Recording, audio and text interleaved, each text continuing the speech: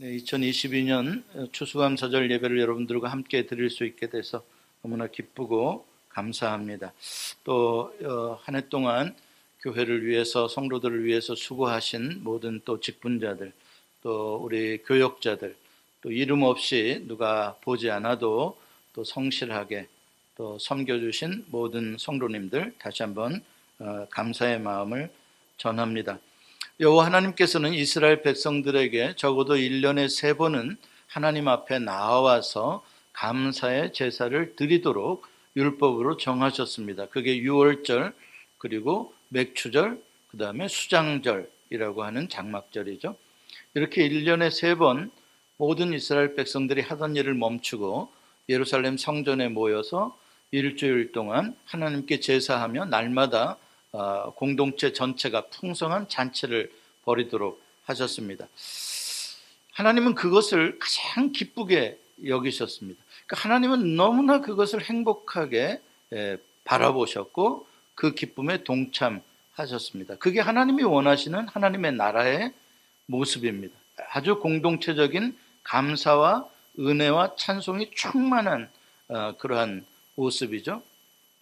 그게 하나님께서 바라시는 것이죠. 그래서 시편에 보면은 보라, 형제가 연합하여 동거함이 어찌 그리 선하고 아름다운고, 이렇게 하나님의 집에서 감사로 모이는 하나님의 백성들의 기쁨의 잔치, 하나님께서 그것을 복 주시고 뭐라고 말하냐? 영생의 복을 그곳에 내려주신다, 이렇게 말씀합니다. 우리가 하나님을 믿고 산다고 하면서 자주 착각하는 것이 내가 원하는 것을 하나님께서도 원하신다라고 생각하는 것입니다. 그러니까 내가 원하는 것과 하나님이 원하시는 것이 구별이 안 돼 버리는 단계입니다. 그래서 내가 신념을 강화시켜서 그것을 내가 원하는 걸 강화시키는 게 믿음이라고 착각을 하죠. 지난주에 제가 그것을 심리학적인 용어로 프로젝션이라고 이야기를 했습니다. 내 마음을 하나님께 투사시켜서 하나님도 내 마음처럼 만들어버리는 그런 것이죠. 물론 하나님은 내 마음을 잘 아십니다. 나를 지으시니까 왜 내 마음을 모르겠습니까? 그리고 내가 진짜로 뭔가 필요하고 간절히 원하는 것들에 대해서 하나님이 때때로 또 응답을 해주시고 주시기도 하십니다. 그렇다고 해서 하나님의 마음이 내 마음과 같다는 뜻은 결코 아닙니다. 하나님께는 하나님의 마음이 있습니다. 믿음으로 산다는 것은 그러므로 하나님의 마음을 알고 그 하나님의 마음에 맞게 살아간다는 뜻입니다. 믿음은 나의 신념을 강화시키는 게 아닙니다. 나의 의지를 강화시키는 게 아닙니다. 믿음은 하나님의 마음을, 하나님을 더 깊이 세밀하게 알아가는 것이고 거기에 내가 맞추어 가는 것입니다. 왜 그게 좋은가? 왜냐하면 하나님의 마음은 내가 잘 되기를 원하십니다. 하나님의 마음은 나를 복 주시기를 원하십니다. 하나님의 마음은 내가 할 수 있는 것보다 더 위대한 일을 하기를 원하시고 내가 계획하는 나의 삶의 가치보다 훨씬 더 높은 가치를 이루도록 하나님의 마음은 나를 향하여 모든 마음을 가지고 계십니다. 생각을 가지고 계십니다. 그렇기 때문에 우리가 하나님의 마음을 알고 그 마음에 맞춰 사는 것이 내 인생의 가장 아름다운 행복이 될 수가 있는 것이죠. 오늘 본문의 이야기, 여러분들이 잘 아시는 10명이 하나님의 은혜로 치료를 받았는데 9명은 가던 길을 갔고 1명만 돌아와서 감사했다라는 이야기입니다. 이 이야기를 그 당시에 바리새인들이 들었다면 굉장히 기분 나쁜 이야기입니다. 아니면 기분 나쁜 정도가 아니라 화를 냈을 겁니다. 특히 예수에 대해서 마치 하나님의 영광을 가로채려고 하는 그러한 사악한 인간이라고 예수를 욕했을 것입니다. 그들은 왜 이 이야기를 듣고 그렇게 화를 냈었을까 한번 우리가 오늘 생각을 해보려고 합니다. 오늘 본문의 사건의 시간적인 배경은 예수님께서 3년 이상의 갈릴리 사역을 마치시고 그 다음에 마지막 십자가를 지시는 사역을 위해 예루살렘으로 올라가실 때의 이야기입니다. 그래서 오늘 본문 11절에 예수님께서 예루살렘으로 가실 때라는 이 표현은 단순한 표현이 아니라 예수님의 사역의 중요한 터닝 포인트를 의미하는 시점에 그러한 말씀입니다. 다시 말해서 지금 무엇을 전제로 하고 있는 시점이냐면 3년 이상 예수님께서는 하나님 나라의 복음을 전파하셨고 모세의 율법에 기록된 잘못된 해석과 그들의 잘못된 적용들에 대해서 예수님이 다시 바르게 그것을 의미를 가르쳐 주시고 또 많은 기적들을 통해서 하나님의 마음이 어떤지 예수님이 직접 여러모로 표현을 해 주셨습니다. 그래서 많은 사람들이 예수를 믿고 따르게 되었죠. 그것을 마치시고 이제 예루살렘으로 올라가시는 때입니다. 자, 이러한 모든 말씀과 기적의 현장에 꼭 있었던 사람들이 있습니다. 그들이 누구냐? 바리새인들이었습니다. 바리새인들이 보낸 그들의 대표자들, 정탐꾼들이죠. 그들은 예수님의 있는 사역의 현장을 늘 쫓아다니며 예수님을 와치했습니다. 근데 놀랍게도 그들은 3년을 넘게 예수님의 말씀을 듣고 수많은 기적을 보았지만 그들은 하나도 예수를 믿지 않았고 오히려 더 예수님에 대해서 적대감만 커졌습니다. 왜 그렇게 됐을까? 왜 일반 사람들은 예수님을 보고 믿음을 갖게 되었는데 이 바리새인들은 오히려 예수님께 대해서 더 적대감을 갖게 됐을까? 이제 이들의 적대감은 마지막 예수님이 예루살렘 사역을 하실 때 바리새인들이 대제사장들, 서기관들, 사두개인들, 심지어 헤롯 당원들까지 바리새인들이 포섭하고 저들과 연합을 맺어가지고 예수를 십자가에 못 박는 데 앞장을 서게 됩니다. 왜 그들은 조금도 회개하거나 조금도 변하지 않고 예수를 끝까지 대적했을까? 왜냐하면 그들의 마음이 곧 하나님의 마음이라고 끝까지 착각하고 있기 때문에 그렇습니다. 그 대표적인 사람이 사울이라는 청년이었죠.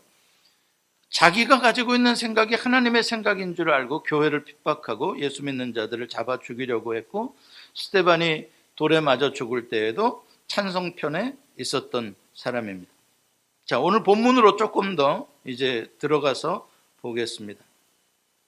예수님께서 예루살렘으로 올라가시는데 특별히 갈릴리와 사마리아 중간에 있는 한 마을에 들어가시게 됩니다.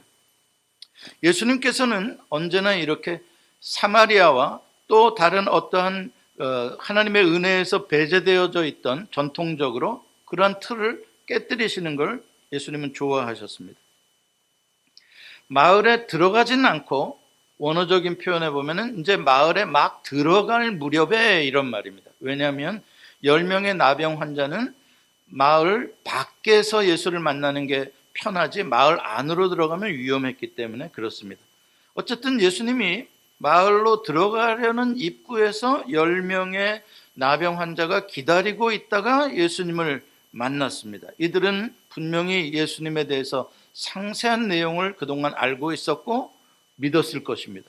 그리고 예수님의 움직이는 모든 동선을 지금 알았기 때문에 미리 와서 그 마을 앞에서 기다리고 있었던 것이죠. 오늘 본문에 보면은 그들은 멀리 서서 소리를 높여 외쳤다라고 말합니다. 뭐라고 말하는가? 예수 선생님이여 우리를 불쌍히 여기소서. 여기서 멀리 서서 외칠 수밖에 없었던 이유는 율법에 정해진 것 때문에 그렇습니다. 나병 환자들은 반드시 이 안전한 거리를 지켜야 했습니다. 우리가 예를 들어서 코비드가 한참 심할 때 6feet distance를 꼭 지키도록 했듯이 그 당시에 율법에 의해서 나병 환자들은 건강한 사람에게 가까이 갈 수 없는 안전거리가 법적인 거리가 있었던 것이죠.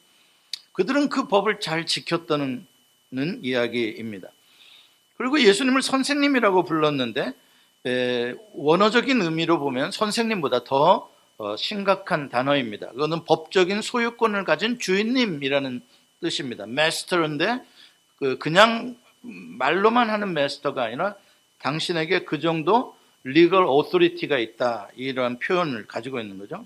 주인님이라고 부른 겁니다. 굉장한 믿음을 표현하고 있는 것이죠. 자, 여기까지 좋습니다. 그런데 14절에 보면 예수님이 그들에게 대답을 하는데 가서 제사장들에게 너희 몸을 보이라 이렇게 말씀을 합니다. 그랬더니 그들이 그 말을 듣고 가다가 도중에 깨끗함을 받는 아주 희한한 기적이 일어나게 된 것입니다.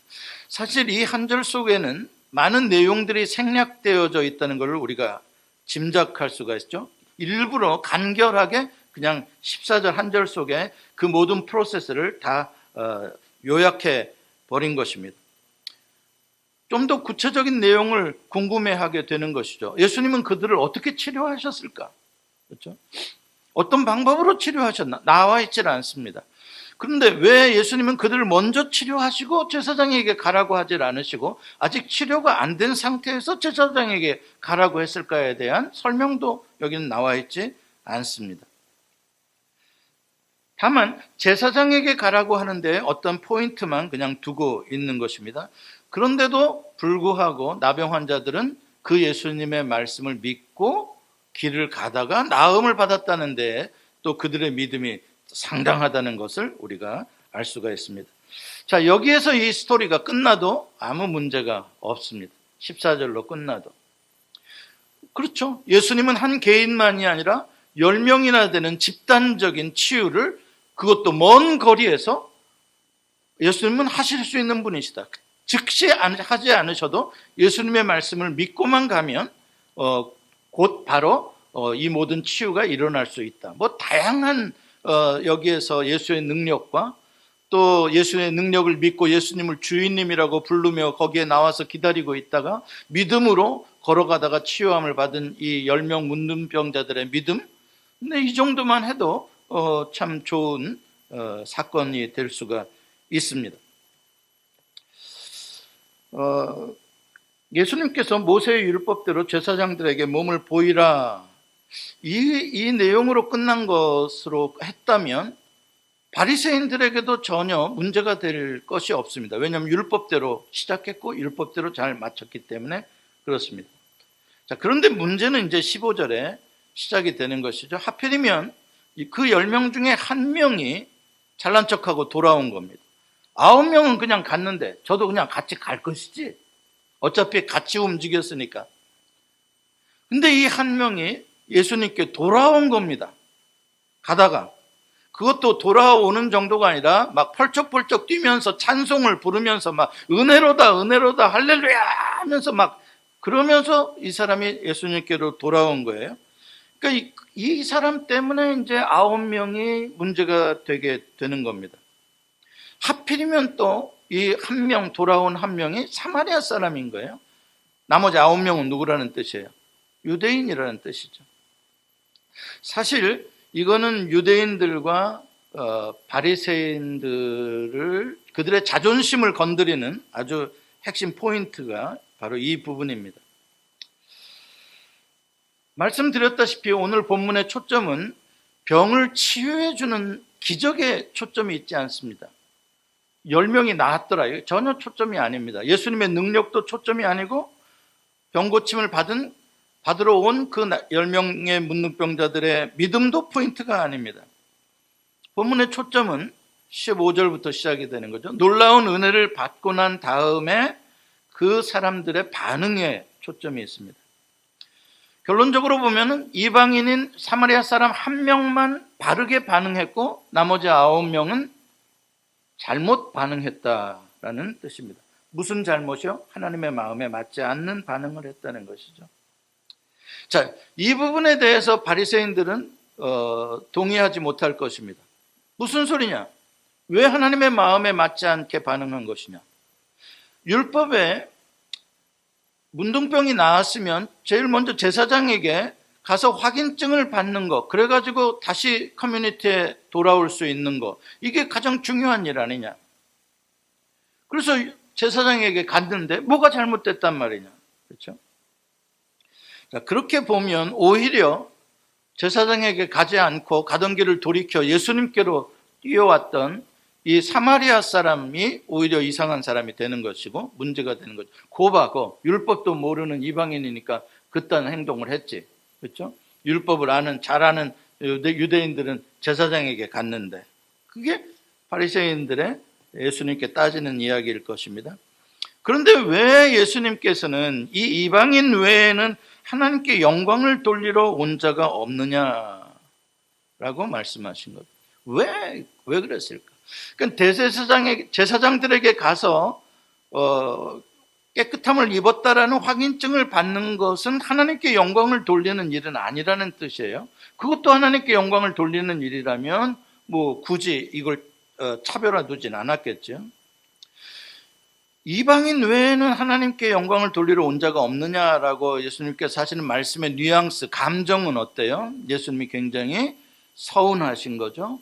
굉장히 실망하신 거죠. 또 굉장히 안타까우신 것입니다. 뭔가 더 충만한 어떤 것이 있는데 그것을 놓친 것 같은 이런 안타까움이 있는 거예요.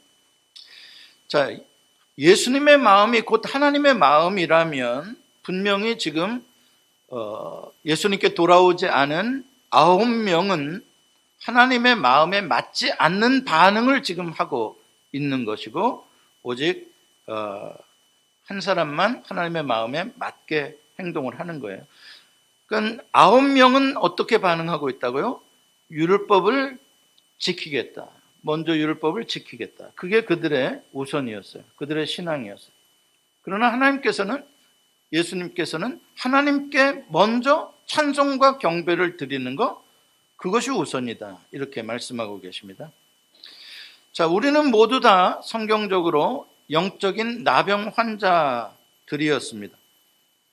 나병이라는 것은 living dead라고 그래서 살아있는 시체가 걸어다니는 거다, 이렇게 표현을 했습니다, 옛날에. 왜냐하면 나병에 걸렸다면 치료법이 없기 때문에 그것은 꼭 죽음을 선언받은 것입니다.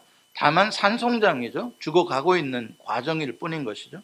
언제 죽을지 모릅니다. 고통 가운데 계속 그렇게 살다가 결국은 10년 살다 죽는 사람도 있고 5년 살다 죽는 사람도 있고 다 죽게 되어 있습니다. 자, 이런 나병 환자들이 바라는 소원이 하나가 있다면, 가장 큰 소원이 있다면 뭐겠습니까? 기적적으로 깨끗함을 받는 것입니다. 그래서 관계 속에 들어와 가족들과 또 마을에서 예배도 드리며 살아갈 수 있는 거. 왜? 한번 나병에 걸리면 뭐가 됩니까? 추방당하지 않습니까? 모든 관계에서 떠나서 나병 환자들끼리 외딴 곳에서 살아야 하기 때문에 그렇습니다. 우리들이 그런 존재였습니다. 관계가 깨어진 영적 나병에 걸린 존재들. 그것을 고쳐주시려고 예수님께서 십자가에서 보혈을 흘리신 것이고, 그 보혈을 우리의 마음의 문지방과 임방에 바른 사람들은 나병이 씻음을 받은 것입니다. 그래서 우리는 깨끗함을 입은 영생을 얻은 사람들이 된 것입니다. 그러니까 가장 소중한 것을 우리는 은혜를 받은, 새 생명을 받은 사람이죠. 자, 오늘 본문의 이야기는 여기서부터 시작이 되는 겁니다. 새 생명을, 이 놀라운 은혜로 받은 자가 가장 먼저, 가장 소중하게 생각하며 살아야 할 게 뭐겠느냐, 이 이야기입니다. 삶에 있어서의 모든 생각의, 마음의, 행동의 프라이오리티가 무엇이었겠냐 이 말이죠. 이 은혜에 대한 감사를 반응하는데, 은혜에 대한 반응을 하는데 어떻게 반응해야 할까? 자, 이게 오늘 본문의 핵심 내용입니다. 왜냐하면 은혜를 받았다 그래서 다 동일하게 반응하는 것은 아니기 때문에 그렇습니다. 은혜에 대한 반응이 지속적인 은혜 생활로 더 증폭되고 확장되어지고 더 깊어져 가는 사람이 있는가 하면, 은혜에 대한 반응으로 종교 생활로 이어지는 사람도 있기 때문에 그렇습니다. 이렇게 은혜에 대한 반응은 두 가지로 나타날 수 있습니다. 오늘 본문에도 12절부터 14절까지는 종교 생활의 모습을 보여주는 것이고, 15절부터 19절까지가 은혜 생활의 모습을 보여주고 있는 것입니다. 하나님께서 지금 간절히 바라시는 것, 하나님이 지금 기뻐하시는 건 뭐냐면, 종교 생활에서 돌이켜 은혜 생활로 돌아오라라는 것입니다. 그래서 오늘 본문에서 가장 중요한 단어가 15절에 나오는 돌아와라는 단어입니다. return, come back입니다. 이게 메타노이아죠. 회개라는 뜻입니다. 율법적 종교적인 신앙생활을 하던 데에서 이제 이게 하나님의 마음이 아니구나라는 것을 깨닫고 하나님께 감사를 표현하고 감사를 드리는 하나님과의 관계 속으로 들어와 은혜가 왕노릇하는, 하나님이 왕노릇하는 지속적인 은혜의 세계 속에서 살아가게 되어지는 것, 그것을 하나님께서 원하시는 것이고 그것을 회개라고 한다는 말입니다. 자, 12절부터 14절까지 종교생활, 율법생활을 상징하는 단어가 두 개가 나옵니다. 종교생활, 율법생활의 특징이죠. 멀리 서서입니다. 거리죠. 분명한 거리입니다. 누구와 누구와의 거리입니까? 나와 신과의 거리입니다. 하나님과의 거리입니다. 더 이상 가까이 갈 수 없는 거리이죠. 종교는 언제나 그것을 둡니다. 거리가 있기 때문에 뭐를 해야 됩니까? 하나님과 대화를 하기 위해서는 소리를 높여야 합니다. 내 소리가 도달하기 위해서 실제적으로, 육체적으로 내 볼륨을 높여서 말을 해야 저기 계신 분이 들으실 거 아닙니까? 그래서 목이 쉬도록 기도를 해야 됩니다. 하나님이 더 듣도록. 그렇죠? 이건 바알 신앙이죠. 바알 선지자들이 갈멜산에서 기도할 때에도 부르짖잖아요. 더 큰 소리로 해보라고 엘리야가 그들에게 조롱하잖아요. 더 큰 소리로 해봐라. 니네 신이 자는가 보다. 이러면서 더 큰 소리를 쳐봐라. 이게 종교의 모습이에요. 거리감이죠. 그러니까 하나님과의 친밀한 관계가, 전혀 인격적 관계가 형성되지 않은 종교입니다. 그래서 그분에게 내가 더 큰 소리로 부르짖어서 내가 원하는 것을 얻어내야 하고 나를 알려야 합니다. 내가 더 착하게 살아야 한다고, 내가 죄짓지 않고 더 선한 일을 많이 해야 되고, 내가 기도를 더 열심히 함으로써 내가 원하는 것을 얻어내는 것, 그게 종교생활 아닙니까? 그런데 그것을 좋은 믿음이라고 하는 것입니다. 너 진짜 일주일에 몇 번 금식했니? 하루에 3번씩 기도하고 있니? 그 좋은 믿음입니다. 그게 유대인들과 바리새인들이 추구하던 신앙이죠. 전통이고 그들의 습관이 되어버린, 예수님은 그것을 낡은 가죽 부대라고 말합니다. 물이 하나도 없는 빈 돌 항아리입니다. 형식만 있지 아무런 기쁨도 능력도 상실한 그런 종교이죠. 선한 사마리아인의 비유를 예수님께서 하신 적이 있으십니다. 예리고로 내려가던 중에 강도 만난 자의 이야기입니다. 강도 만나 거의 다 죽어가는 자가 옆에 있는 걸 뻔히 보고서도 제사장이 그냥 지나갔습니다. 레위 사람도 그냥 지나갔습니다. 왜 그랬는가? 하나님의 율법을 지키기 위해서 그런 겁니다. 하나님께 제사를 하는 사람들입니다. 그렇기 때문에 시체를 만져서는 안 됩니다. 부정을 탑니다. 또 모르는 사람의 피를 만질 수도 없습니다. 잘못하면 그것이 더러운 피가 돼서 부정할 수가 있기 때문에 그렇습니다. 그러므로 전혀 타치하지 않는 것이 가장 안전하게 하나님의 율법을 지키는 겁니다. 그들은 그 낡은 부대 속에 들어서 그대로 했을 뿐입니다. 그러나 사마리아 사람은 그런 낡은 부대가 전혀 없습니다. 지나가던 사마리아 사람은 그냥 인간적인 마음으로 동정심이 우러나서 저 사람 그냥 두면 죽겠구나 해서 돌봐주고, 자기 힘만으로 안 되니까 나귀에 태워 여관으로 데려와서 지속적인 보살핌을 하도록 모든 희생을 해준 것입니다. 예수님은 그게 바로 하나님의 율법이다라고 이야기합니다. 율법이 뭐냐?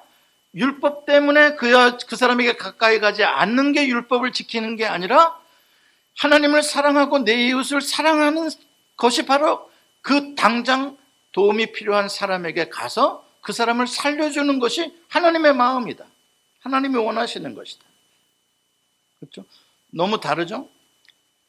인간의 마음, 종교의 마음과 하나님의 마음이.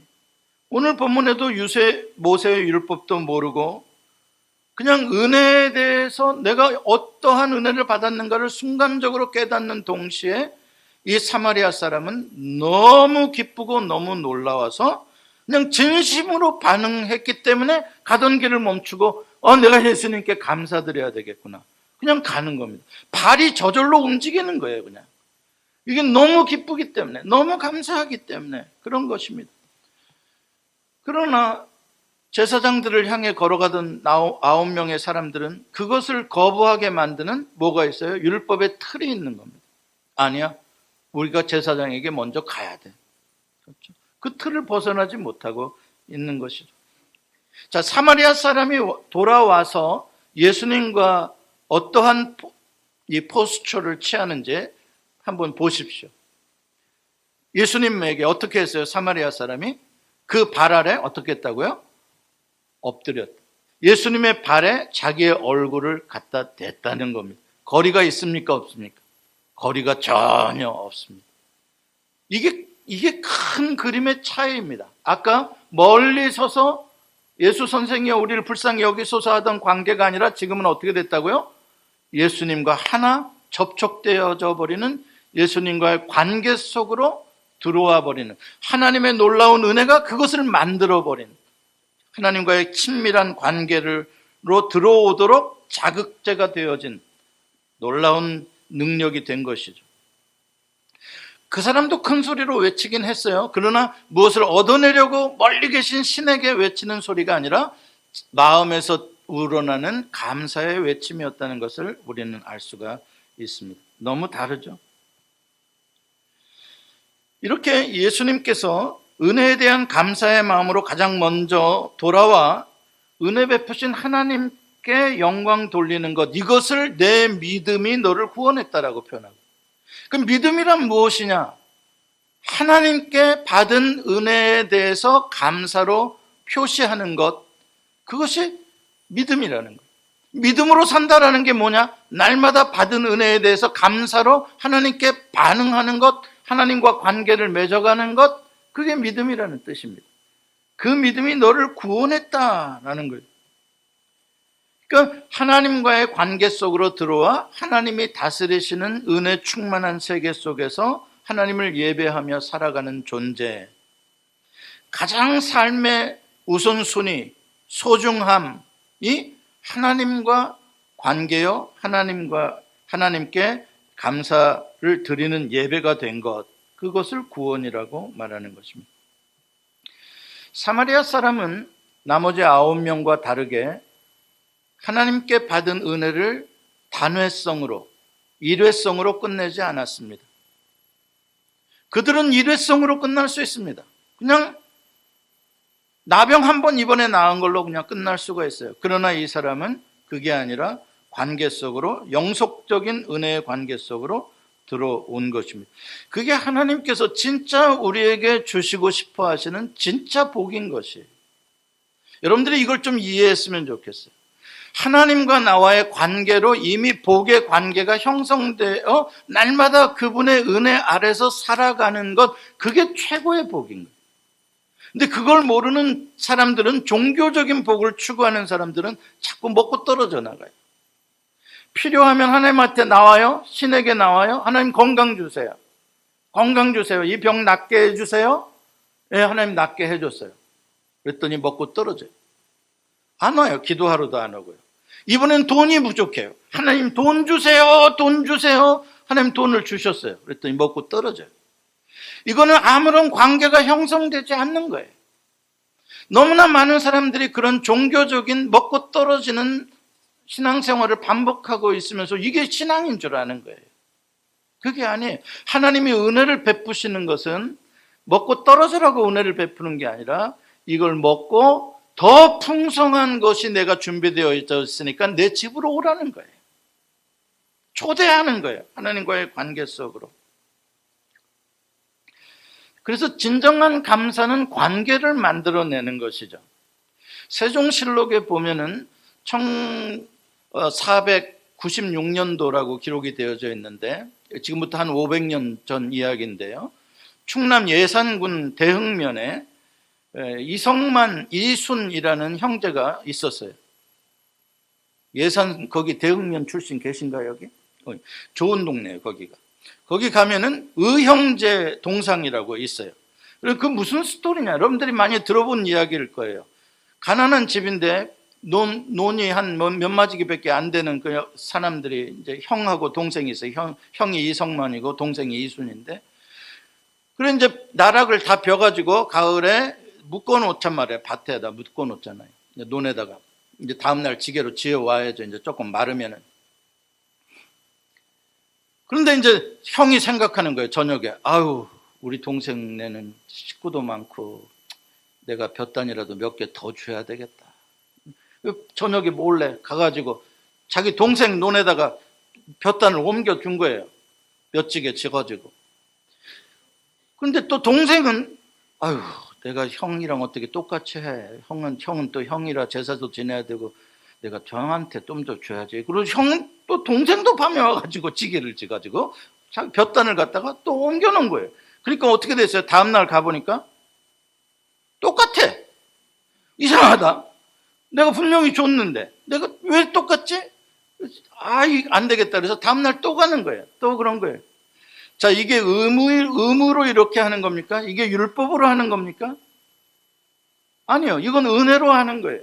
사랑으로 하는 거예요. 누가 먼저랄 것도 없어요. 바라는 것도 없어요. 그것도 모르게 하는 거예요. 그러다가 달빛에 두 형제가 딱 만났다는 거 아닙니까? 너 여기서 뭐 하냐? 형님은 뭐 하시오? 아, 우리가 서로 같은 마음이었구나. 자, 이 가정이 행복할까요? 안 행복할까요? 자, 여기에 핵심 내용이 있는 거예요. 감사란 이런 거구나. 감사는 그냥 받고 우리 집 볕단 많이 들어왔네. 형님 고맙습니다. 끝이 아니라는 거예요. 감사는 또 다른 감사로 이어지고 더 감사가 돌고 돌면서 더 풍성한 관계로 행복으로 이어져 가는 거예요. 어떤 사람들은 추수감사절만 되면 걱정부터 앞서요. 또 어떻게 감사해야 하지? 힘들어요. 감사하라 그러면 힘들어요. 여러분, 이것처럼 넌센스가 없는 거예요. 감사를 억지로 받아내는 거 이것처럼 넌센스가 없어요. 저한테 절대로 억지로 감사하지 마세요. 제가 여러분들에게 뭘 하나 잘해줬다고 칩시다. 그런데 고민해가지고 어떻게 감사해야 되지? 와가지고 그냥 받으셔. 그러고 가면 난 진짜 기분 나쁠 거예요. 차라리 그냥 받고 떨어졌으면 나은데 그거 그냥 갚아보겠다고 그냥 갚아야 되는데 의무감, 책임감 막 이런 것에 해가지고 그걸 갚겠다? 이건 관계가 전혀 아니에요. 그러니까 감사라는 것은 이미 자발적으로 이루어지지 않고 종교적인 의무여야 하고 이것이 행사화되어져야 한다면 이건 끝난 거예요. 무슨 말씀인지 아시겠어요? 예배도 마찬가지고요. 그러니까 하나님께 우리가 드릴 때 하나님을 예배하건 예물을 드리건 봉사를 하건 자발적으로 여기서 사마리아 사람이 자기가 가다가 병고침을 받고 그냥 자발적으로 돌아온 거지 무슨 의무 때문에 돌아온 게 아니잖아요. 책임 때문에 돌아온 게 아니잖아요. 발걸음이 저절로 기쁨으로 찬송하며 왔다 그러잖아요. 그러니까 이런 감사절이나 이런 때에 우리가 점검해야 될 게 뭐냐면 내 마음은 어떠냐는 거예요. 과연 하나님이 나에게 놀라운 은혜를 주셔서 그 놀라운 은혜가 나의 삶에 감사를 일으켜내는 감사로 이 관계를 확장해내는 또 다른 감사들로 만들어내는 그 능력이 있느냐는 거예요. 십자가의 능력이 나의 삶에 들어와서. 그래서 다 십자가의 능력으로 변화를 받고 구원 얻은 사람들이 다 새 사람이 되어지는 게 다 그 은혜가 나를 뒤집어 놓은 거 아니에요? 그래서 사는 것 자체가 감사해요. 우리가 다시 살게 된 것 자체가 감사해요. 감사 빼놓고는 할 말이 없어요. 먹어도 감사, 안 먹어도 감사, 주셔도 감사, 안 주셔도 감사. 무슨 찬송가 부르는 거 같네. 이따 부르긴 할 텐데. 무슨 말씀인지 아시겠어요? 그러니까 이것이 자발적인 것으로서 여러분들의 삶에 그렇게 표현되어지고 드러날 때 그게 행복이라는 거예요. 여러분들이 그런 행복을 맛보시며 사시는 우리 교회가 됐으면 좋겠습니다. 기도하십시다.